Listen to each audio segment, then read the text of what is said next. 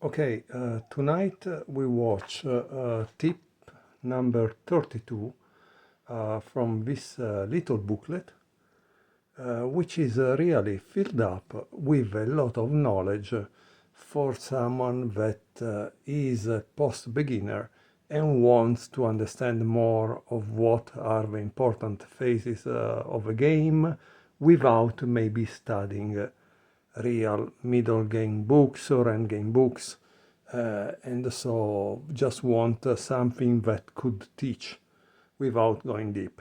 And this book cover all the phases of a game and the main ideas that one should know.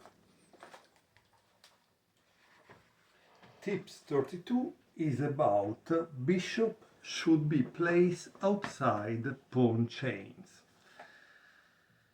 And here it says the one case where it is normally safe to put pawns on the same color squares as the bishop is when the bishop has already been placed outside the pawn chain. For instance, in the Torre attack, there is d4, knight f6, knight f3, e6, bishop g5, okay, c5, e3, bishop e7. So you see this is a pawn chain, the bishop is already outside, okay? So e3, bishop e7, knight bd2, b6, bishop d3, bishop b7, c3. As you can see now, the pawns are on the same color of this bishop, and this bishop is outside this pawn chain. h6, bishop h4, castle, and castle. And here there is the diagram 32a. Here it says, it is very difficult for white to make any positional mistakes.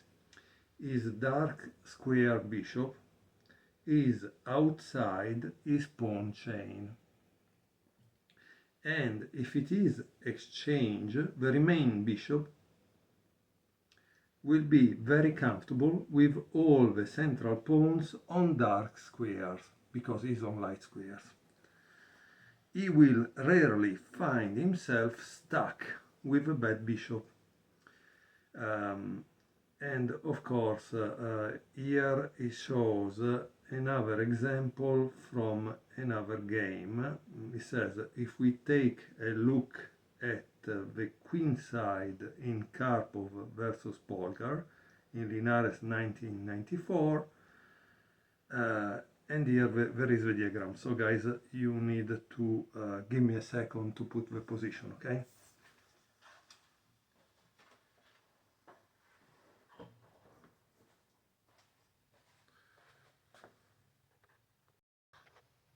Okay, so this is the position that we find in Karpov versus Judith Polgar in Linares 1994, and it says, we see that both sides have placed their pawns on the same colors as their respective bishops.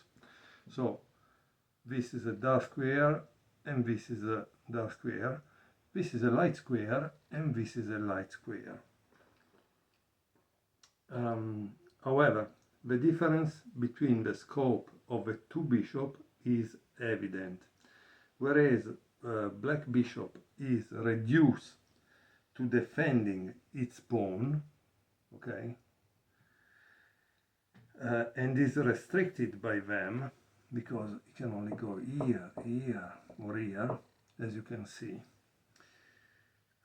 White's bishop is outside the pawn chain and is defended by them. So notice the difference. He has much more space and much more movement, right? So the game continues with knight b3, bishop b7, knight a5, bishop a8, rook 4, a2, and here it says, despite the opposite color bishops, white wraps up the game speedily. What does this mean?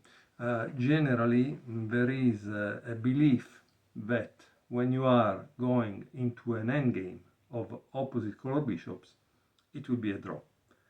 And this is a very silly belief, because it all depends from the ideas you have. You must be very, very careful, because the opponent could have some ideas, some imagination of a position he wants to achieve with his opposite color bishop, which will put you in zugzwang, or which will bring a pawn to promotion. And so it's winnable, it's winnable, it's winnable. So please be careful about that. So after rook 4 a2, the game continues with rook e6, bishop a7, this is the typical Karpov bishop that goes there, rook b5, knight b3, bishop b7, g4, and now, if you never saw it, this is interesting, because black can take. Why? This is called en passant. The first time I saw it, I thought my opponent tried to trick me, because in the time we didn't have computer telling us about the rules. You had to learn the rules as much as you could. But sometimes you learn the game by watching or seeing someone else playing, or someone else playing against you, and that thing never came up, no? So that's the reason. In any case, h takes g3, rook e8, g4, knight d6, and now there is knight d4, winning material. And here it's given as white won, so Karpov won against Judy Polgar. Obviously the material is this rook that is trapped, right? And then, I'm sorry, but obviously if Judith Polgar was playing against us, maybe she would continue to play. But if you are playing Karpov and you lose a rook or a quality, you are going to lose the game, because Karpov definitely knows how to convert that advantage into a win. So I hope you enjoyed this tip 32 from this game, from this book, and nothing. See you next time. Thank you for watching.